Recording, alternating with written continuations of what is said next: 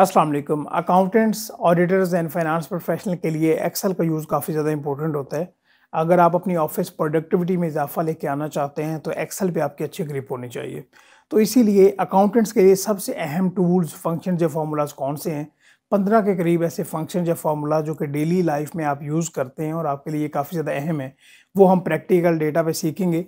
Practical data set आपको description में मिल जाएगा, जहाँ से आप फाइल्स को डाउनलोड करके इनको प्रैक्टिस कर सकते हैं। और अगर आपको ये ट्यूटोरियल अच्छा लगे तो वीडियो को लाइक भी कीजिएगा, चैनल भी सब्सक्राइब कीजिएगा। और हम अक्सर अकाउंटिंग सॉफ्टवेयर्स और एक्सेल पे हम काफ़ी ट्यूटोरियल्स बना रहे होते हैं, तो अपनी सजेशन भी दीजिएगा कि नेक्स्ट ट्यूटोरियल हम किन पे बनाएं। तो स्टार्ट करते हैं।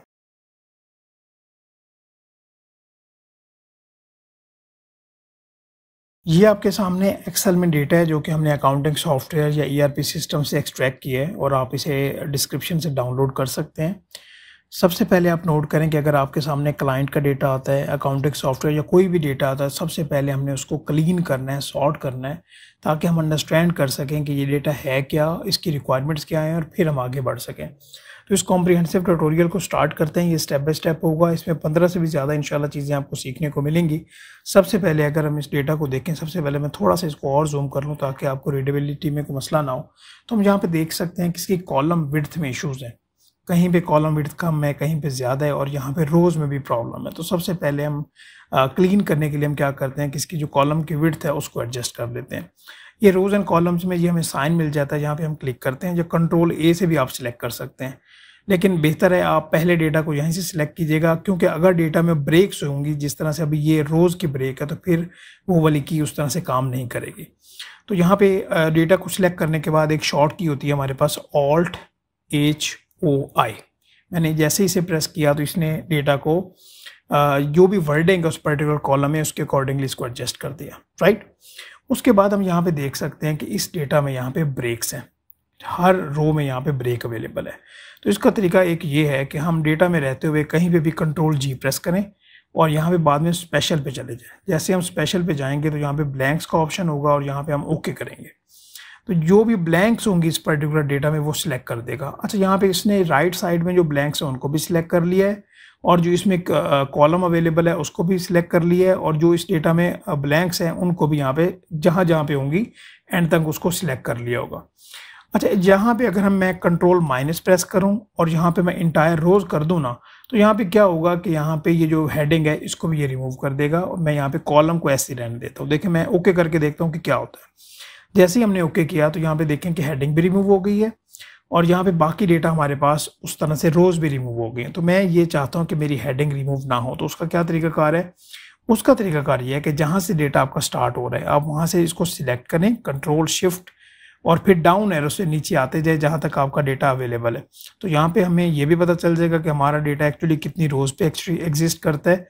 ये अराउंड मुझे लगता है कि यहाँ पे हम देखें तो कोई 5027 रोज पे हमारा डेटा है।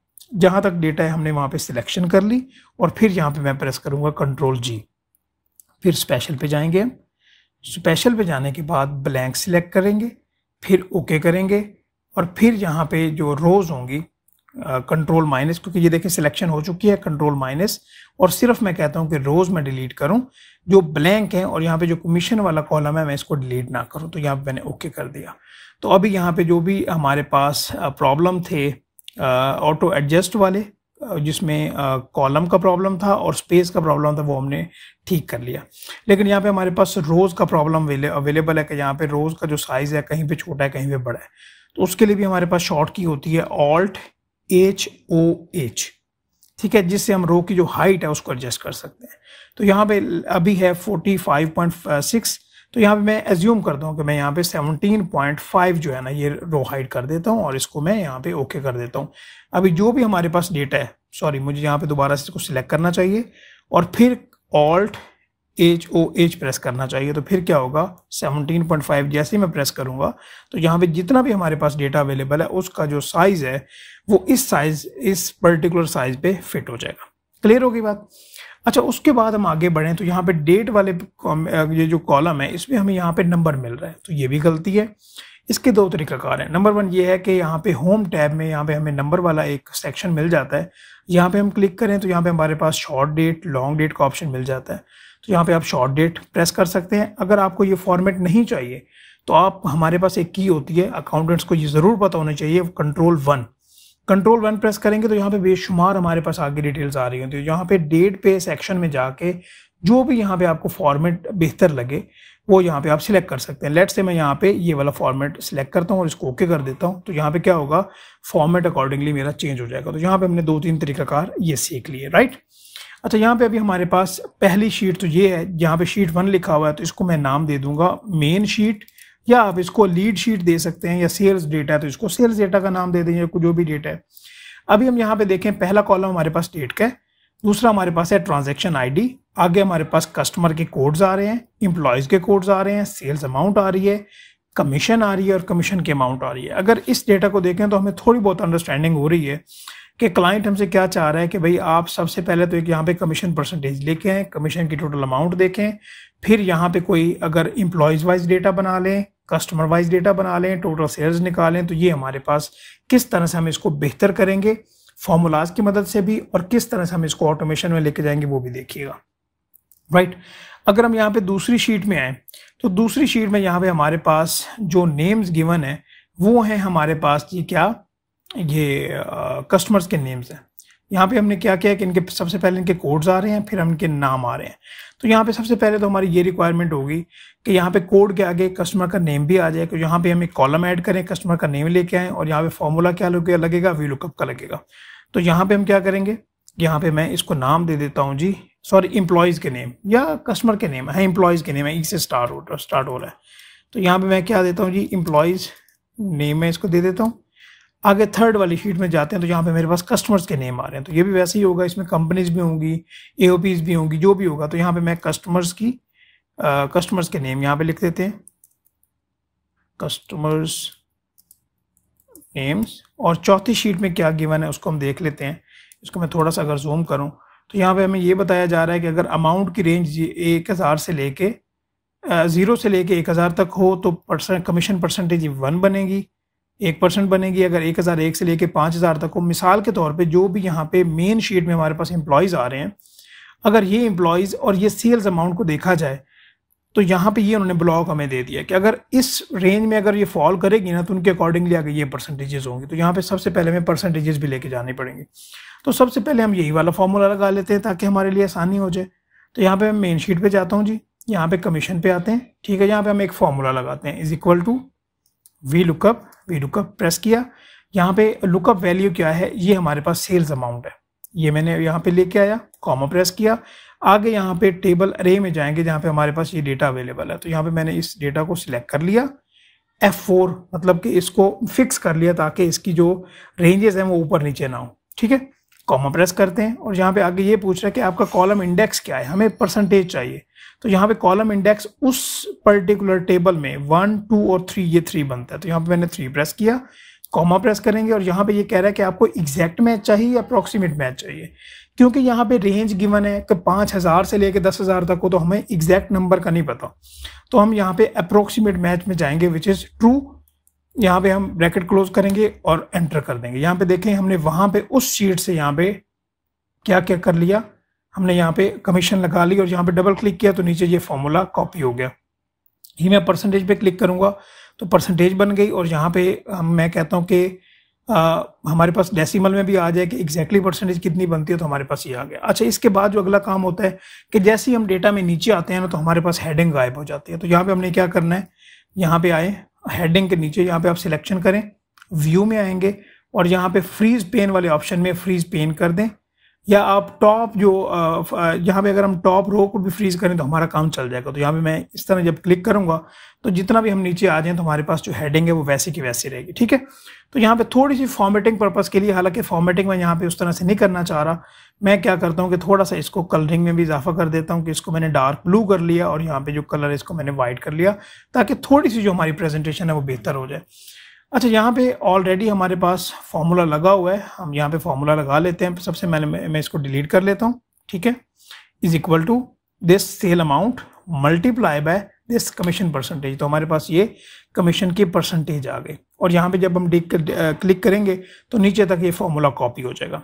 अच्छा, आपने ये भी नोट किया होगा कि सेल अमाउंट जो है वो भी वो डेसिमल में आ रही है और ये जो कॉलम जी है कमीशन वाला, इसकी भी नंबर फॉर्मेटिंग नहीं है। तो यहाँ पे मैं क्या करूँगा, यहाँ पे हमारे पास ये ऑप्शन आ रहा है कॉमा का, मैं कॉमा स्टाइल पे क्लिक करता हूँ और यहाँ पे इनके जो ये जो आगे हमारे पास डेसिमल में आ रहे थे इन अमाउंट्स को मैं रिमूव कर देता हूँ। ठीक है, हमारे पास सेल अमाउंट भी आ गई, कमीशन भी आ गई। एक मैं यहाँ पे आपको क्या करता हूँ कि एक मैं आपको कॉलम ऐड करके यहाँ पे कस्टमर का नाम लेके आ जाता हूँ, कस्टमर नेम।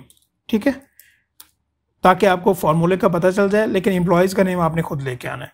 अभी कस्टमर का नेम कहाँ से आएगा, ये कस्टमर वाली जो फाइल है यहाँ से आएगा। ठीक है, यहाँ पे मैं आता हूँ is equal to V lookup.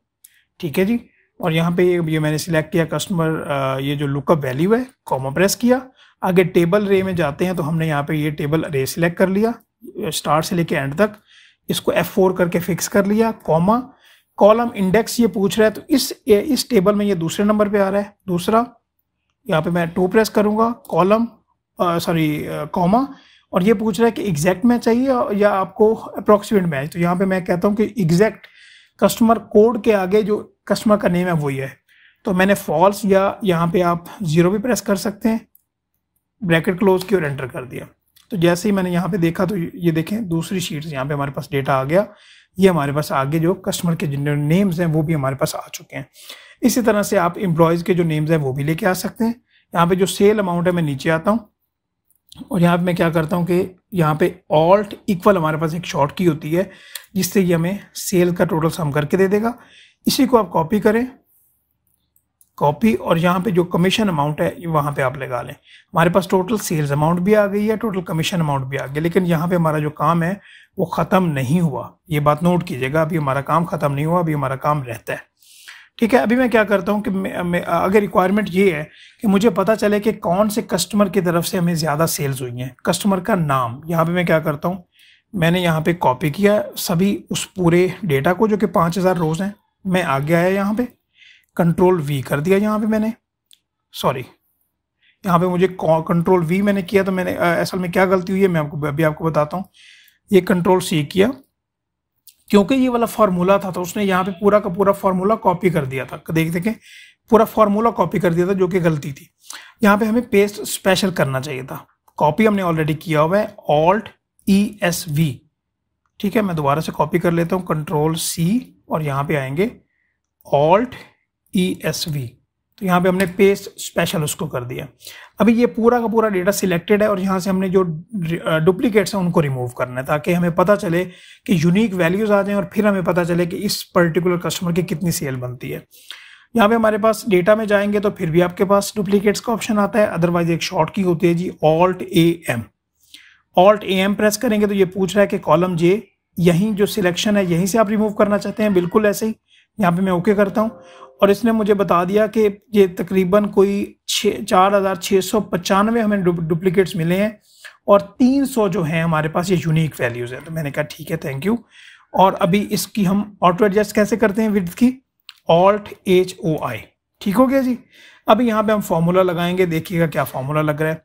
अभी हमें ये पता होना चाहिए कि जो गामा प्राइवेट लिमिटेड 2 है इसने कितनी सेल्स की, इसी तरह से हमें सभी की सेल्स चाहिए। तो अभी हम शॉर्टकट या एक फॉर्मूला लगाएंगे, is equal to sum if का फॉर्मूला लगता है। और मैं आपको बता दूं, ये इफ देन वाली जो कंडीशंस है ना, ये अकाउंटेंट्स के लिए वी लुकअप, एक्स लुकअप, ये सम इफ, ये एच लुकअप, इनकी बहुत ज़्यादा यूजेज होती है, तो आपने इनके ऊपर अच्छी तरह वर्किंग करनी है। ठीक है, सम इफ, सबसे पहले हम रेंज बताएंगे कि भाई कहाँ से हम एक्चुअली हमें वो रेंज कौन सी है, तो रेंज ये है। ठीक है, यहाँ पे मैं कॉलम D जो है उस पूरे को सिलेक्ट कर लेता हूँ, उसके बाद कॉमा। अच्छा, एक और बात नोट करें, अगर मैं यहाँ पे D पे क्लिक करूंगा ना तो फिर मुझे फिक्स करने की जरूरत नहीं है। ठीक है, वो ऑलरेडी ही फिक्स है पूरा कॉलम। अगर मैं यहाँ से डेटा सिलेक्ट करता हूँ ये गामा प्राइवेट लिमिटेड से नीचे तक, तो फिर मुझे फिक्स करना पड़ेगा। तो मैंने ये रेंज पहले सिलेक्ट कर ली, यहाँ पे क्राइटेरिया मेरा ये है। ठीक है, ये वाला मैं चाहता हूँ कि इसकी सेल्स मेरे पास आए, और आगे कॉमा, और सम क्या करना है, सम मुझे चाहिए ये सेल्स वाली। तो यहाँ पे मैं F कॉलम को कह देता हूँ कि मतलब कि यहाँ पे मतलब क्या बना कि गामा प्राइवेट लिमिटेड, आप इस कॉलम D में देखें जहां जहां पे आ रहा है उसके अगेंस्ट सेल को सम कर दें। ये हमारी शॉर्ट की थी, इसको मैंने यहाँ पे डबल क्लिक कर दिया, यही वाला फॉर्मूला नीचे कॉपी हो जाएगा। यहाँ पे मैं इसको इस पूरे कॉलम को नंबर फॉर्मेट में लेके आ जाता हूँ। ठीक है जी, यहाँ से आगे डेसिमल जो है वो मैंने रिमूव कर रहे हैं, हम रिमूव मैंने कर दिए, और यहाँ पे मैं आता हूँ नीचे और यहाँ पे मैं इसको यहाँ पे ऐड कर लेता हूँ। एक तो हमें ये पता चला कि क्या हमारी सेल्स पूरी हैं, मैंने इसका ऐड किया यहाँ पे, और यहाँ पे इसको भी ऐड कर लेते हैं और एक चेक भी लगा देते हैं। चेक क्या होगा, is equal to this minus यहाँ पे ये वाली जो सेल्स हैं। यहाँ पे देखें जीरो आया रिजल्ट, मतलब ये है कि हमारा जो मैच है वो हो चुका हुआ है। तो यहाँ से इस तरह से हम सम इफ के ज़रिए अपनी जो सेल्स हैं उनको निकाल सकते हैं। अच्छा, देख लिया आपने जी। यहाँ पे मैं अभी इसको रिमूव करता हूँ। यहाँ पे अभी आप क्या करें, यहाँ पे आप फिल्टर लगा सकते हैं। मैं यहाँ पे कस्टमर का नेम लिखता हूँ,